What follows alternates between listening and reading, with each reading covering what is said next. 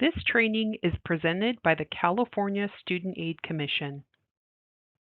Welcome to our Middle Class Scholarship 2.0 Training Module Series.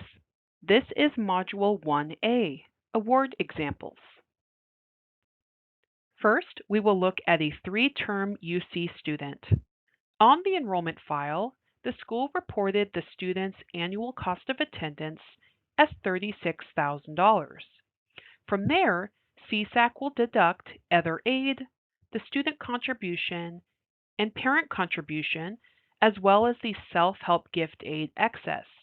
Let's go through these fields one by one. The student received $2,000 in federal aid, $5,000 in institutional aid, 0 for state aid, and 0 for Cal Grant. We will then deduct the $8,412 fixed student contribution, as well as a parent contribution amount. Because this is a student who is dependent and whose parents' total income exceeds $100,000, CSAC will take 33% of the parent contribution, or PC value, from the ICER. The ICER lists PC as $17,000, and 33% of that is $5,610. The school also reported that the student received a total of $5,000 in self-help gift aid. From there, CSAC will determine how much of that self-help gift aid exceeds the student contribution and parent contribution amounts. In this particular example, there is no excess self-help gift aid. The total of the student contribution and parent contribution is $14,022. Any amount in excess of that $14,022 would be included in the MCS award calculation. However, because the student only received $5,000 in self-help gift aid, the excess amount to be included in the MCS award calculation is 0. After CSAC took the student's annual cost of attendance and deducted the other aid, the student contribution amount, parent contribution amount, and the self-help gift aid excess, the final amount for calculation became $14,978. We then multiply that figure by the 35% phase-in factor. Keep in mind that foster youth students eligible for an MCS award amount are not subject to the phase-in factor reduction. Once we multiply that number by the phase-in factor, the raw MCS award amount is $5,242.30. We then round to the nearest whole dollar, which in this case would round down to $5,242. This is the student's final MCS award amount for the 25-26 award year. That results in a per-term award amount of $1,748 for one term and $1,747 for the other two terms. Now keep in mind that the MCS per-term award amount can vary. Students may have uneven award amounts for MCS if their other financial aid awards are also unevenly split.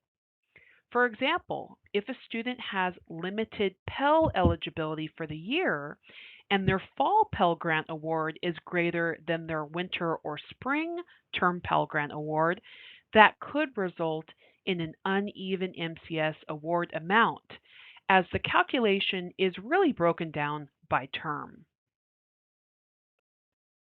Our second example is a 2-term CSU student. This school reported the student's annual cost of attendance as $25,000. They also reported that the student received $7,000 in federal aid, $3,000 in institutional aid, 0 in state aid, and $1,648 in Cal Grant. We then will also deduct the fixed student contribution amount of $8,412. And in this example, there will be no parent contribution included. That's because this is a dependent student whose parents' total income is less than $100,000. As a result, parent contribution is not included in this calculation. The school also reported that the student has $10,000 total in self-help gift aid. CSAC calculated the excess amount as 1,588. That's because the $10,000 total exceeded the student contribution and, in this case, no parent contribution. The difference between the two, 1,588, will be deducted from the total cost of attendance to get to the student's final MCS award amount. Once CSAC has deducted all of the student's aid, student contribution, parent contribution, and self-help gift aid excess amounts from the cost of attendance, the final amount for calculation became $3,352. That was then multiplied by the phase-in factor of 35%, resulting in a $1,173.20 raw MCS award amount.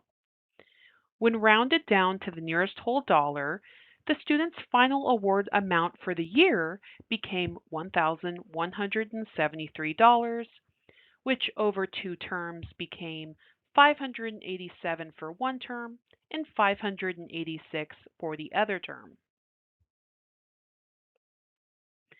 Finally, we will take a look at a 2-term community college student. Please note that MCS is available only for community college students who are enrolled in a bachelor's degree program. In this example, the school reported that the student's annual cost of attendance was $20,000. The student received $1,500 in federal aid, $3,000 in institutional aid, 0 in state aid, and $1,648 in Cal Grant. We then use the fixed student contribution amount of $8,412 and 0 for the parent contribution.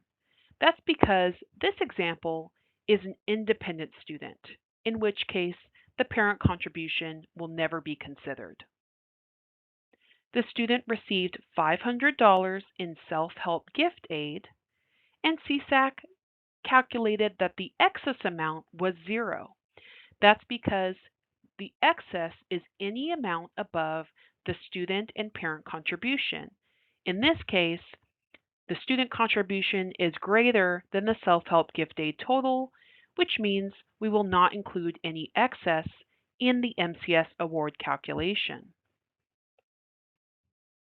When CSAC took the student's annual cost of attendance and deducted all other aid, the student contribution, parent contribution, and self-help gift aid excess, the final amount for calculation became $5,440.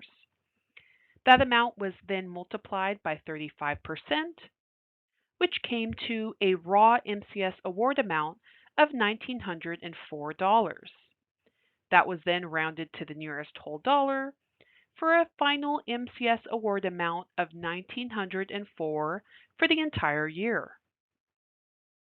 That equals $952 per term as long as the student's other aid is not unevenly split. Now we'll wrap up this module with some helpful resources. For more middle class scholarship resources, be sure to visit our MCS webpage for schools. There you will find the comprehensive MCS handbook, enrollment file layouts, payment roster file layouts, and other important output data layouts. Thank you for watching Module 1 of our Middle Class Scholarship Training Module series.